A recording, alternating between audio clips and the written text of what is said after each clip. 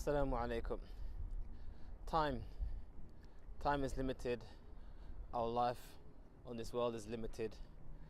And what we do with it is finite. This Ramadan has come round and it will soon be gone. And it reminds me of a hadith of the Messenger of Allah sallallahu alaihi wasallam. Ihris ala ma yanfa'uk. Hasten to that which benefits you. Now on this, I want to just tell two stories of two things that happened to me in my life, which gives an insight as to the meaning of this hadith. Once I was in Medina. It was my first year in university actually, and I was a bit eager. I had teachers who were teaching me knowledge, Islam, but there was one particular teacher who was mentioning some stuff which I felt maybe it wasn't right, maybe he had an agenda. I don't know. I was young, naive, and eager to find out X, Y, and Z. So I went to a teacher known as Sheikh Ubaid al-Jabiri in his house, and I said to him, "Yeah, Sheikh, I have this teacher. He says this and he says that, and he speaks about this and speaks about that in class.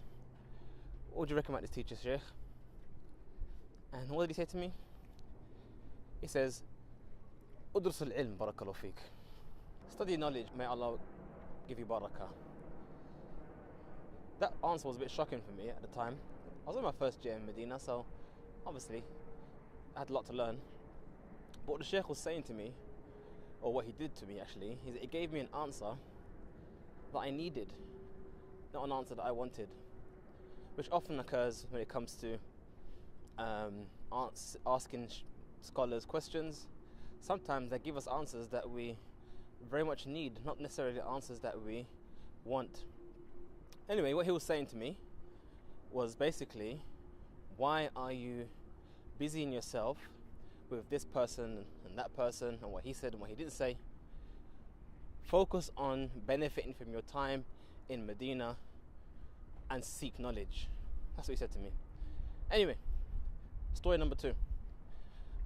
I was in Birmingham and Sheikh Sa'd al-Shithri came down, and some brothers wanted to go and speak to the Sheikh about some of the issues that they were having, and they said, "Sheikh, this happened and that happened, he said, she said, blah blah blah, what do you say, Sheikh?" And the Sheikh looked at his phone, looked at us, and he said, "Have you got anything else you want to ask?" And then he got up and walked away. So basically, what the Sheikh was saying was, busy yourself with benefiting the people, busy yourself with seeking knowledge, and don't waste your time. So these two stories are not unique. You find that with many scholars, that sometimes when people ask them questions that they feel are so important, they have to have an answer. "Sheikh, this is so dire, we need to know because this is happening." And the Sheikh will just direct us to that which is better. Anyway, what's my point in saying this? Well, primarily, it's because people ask questions about various things. And essentially, we need to focus on what is most beneficial, what brings about the most returns in our questions. Our time is limited, and if we have one or two questions to ask someone very important, then maybe we should choose the best questions to ask. Not questions that are fleeting and momentary, but questions that are long-standing and have positive results for our hereafter. And often, if you think about it ourselves, we often get very busy with issues that may seem very important at the time, but once you give it time, you'll find that it's not important at all. My advice to you is to always seek the best in what you do, always to seek to maximize your time and effort. And sometimes the best solution to a problem is to do nothing. Sometimes the best solution is just to wait. Wait and see how does it play out. Wait and see what's the next step. There was even an issue connected to the issue of waiting, where an Islamic judge has what's called haqqur radd.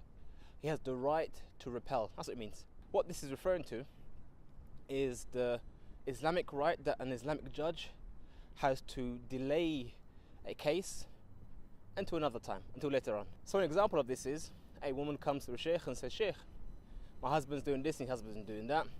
I'm not happy.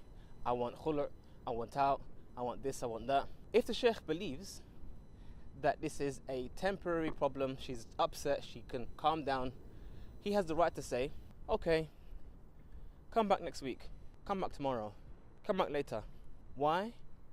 Because often when you give people time to sleep on it, think about their actions, things fix themselves. Now the question lies, which some may have, isn't this preventing someone from getting their rights? As in, they've come to you asking you for their rights and you've said to them, come back later, with the specific design of hoping this will resolve. Well, here's an important question. Maybe not everyone who receives their rights should take it. Sometimes certain scenarios and situations would dictate that getting your rights would cause more problems.